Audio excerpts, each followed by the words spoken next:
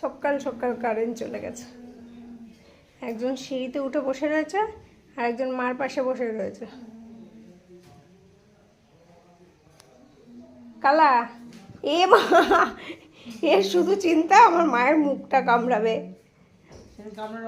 আগের দিন কামড়ে রক্ত বের করে দিয়েছে। কালা তুই, এই তুই একটু দুষ্টু কেন রে? ওইটা ওইটা ওইটা ওইটা ওইটা ওইটা ওইটা ওইটা মার মার মার আমায় ঢিসুম, এই ঢিসুম দি ঢিসুম দি ঢিসুম দি।